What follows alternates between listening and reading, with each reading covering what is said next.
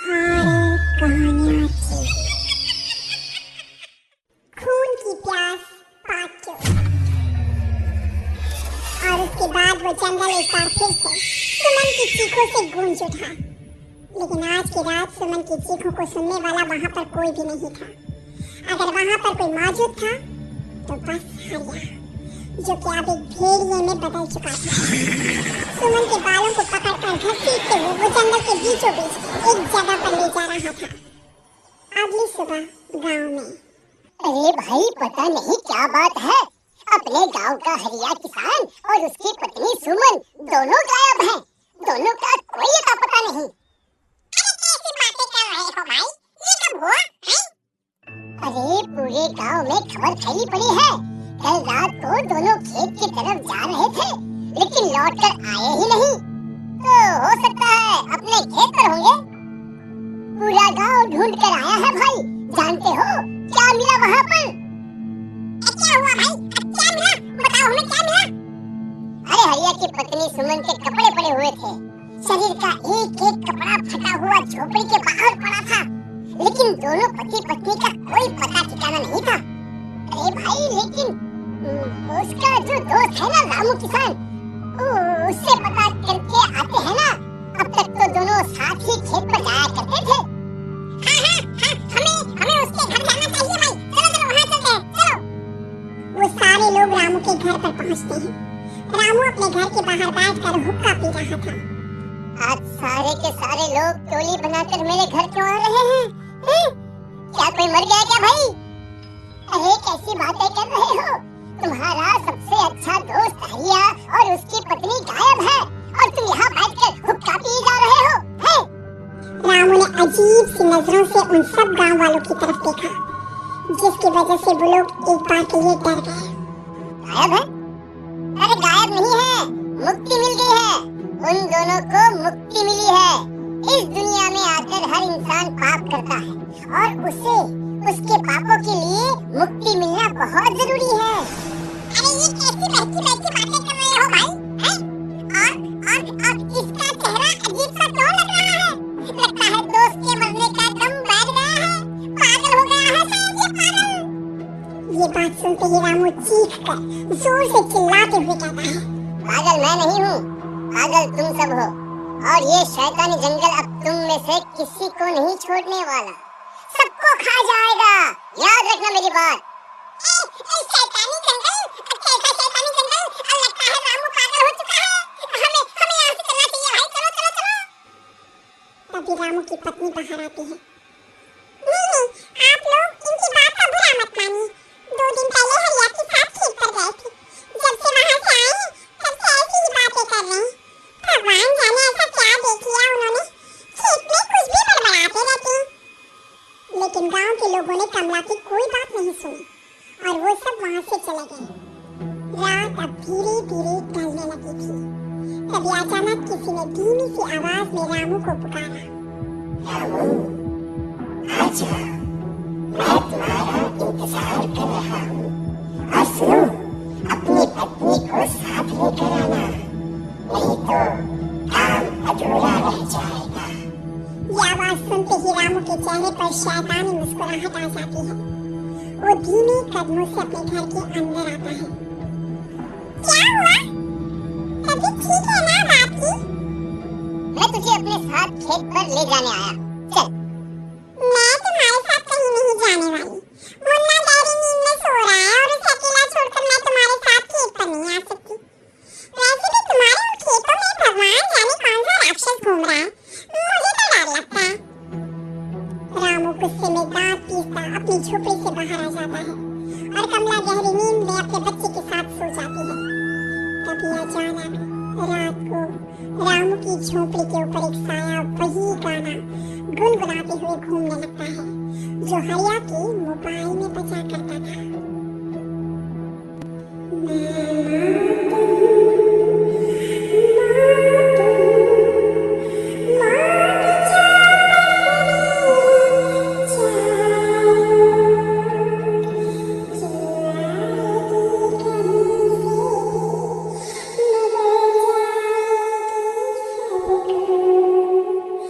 Mama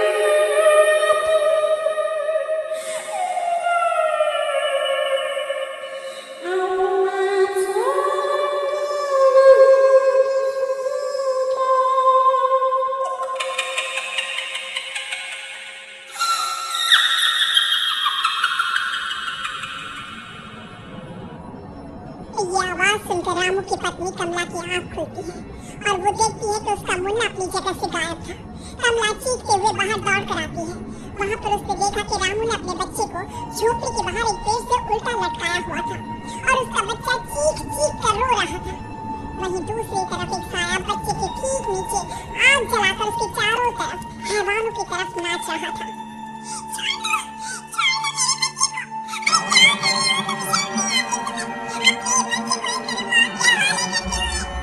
अपना बच्चा?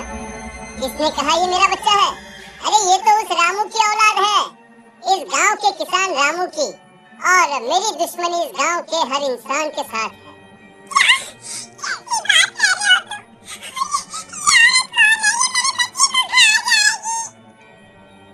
तभी अचानक से उस साया ने बेहद खतरनाक दिखने वाली औरत का रूप ले लिया और उसकी आंखों से आग निकल रही थी।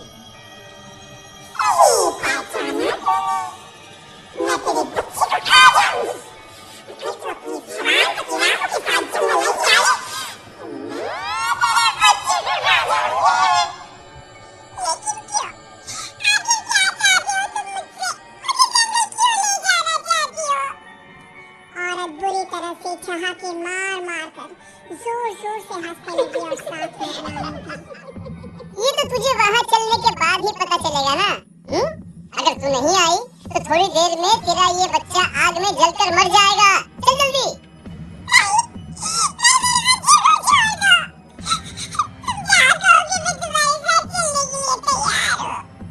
और उसके बाद उस बच्चे को झोपड़ी में लिटाकर आगे आगे वो साया चल रहा था और उसके पीछे पीछे रामू अपनी पत्नी के बाल पकड़कर उसे घसीटते हुए जंगल की तरफ ले गया। जंगल में जाने के बाद कितनी खूबसूरत हो तुम। आज की रात बस तुम और मैं एक दूसरे के साथ रहेंगे। मुझे तुमसे बहुत डर लग रहा है। तुम्हें क्या हो गया? तुम तो बिल्कुल ठीक थे। वो होगा जो हमारे बीच होना चाहिए।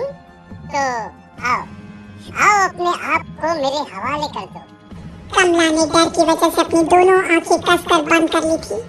रामू ने बुरी तरह से चीखकर कमला से कहा, आंखें खोलो अपनी और मेरी तरफ देखो। कमला ने जाते हुए अपनी आंखें खोली। उसने देखा कि रामू एक खतरनाक खूनी हैवान में बदल चुका था।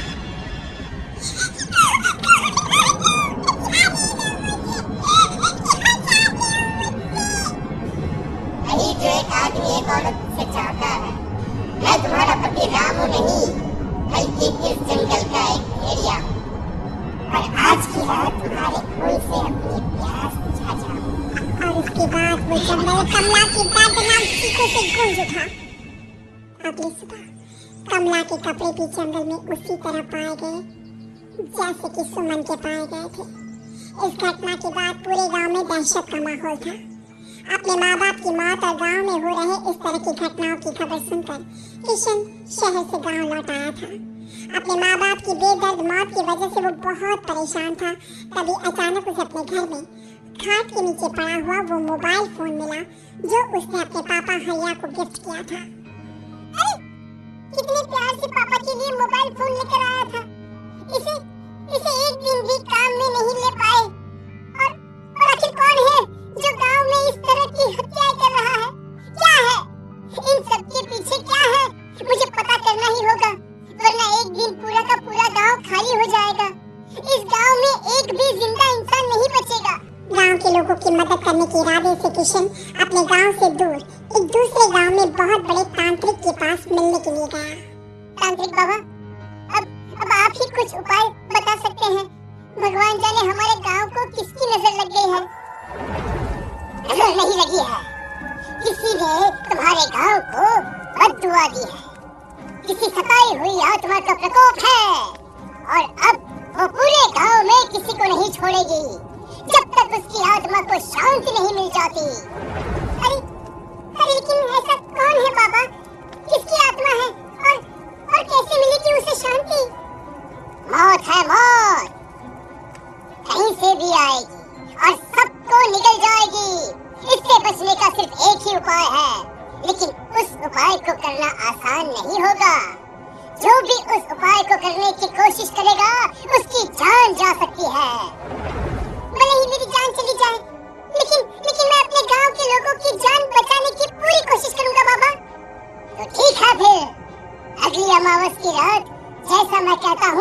ही करना।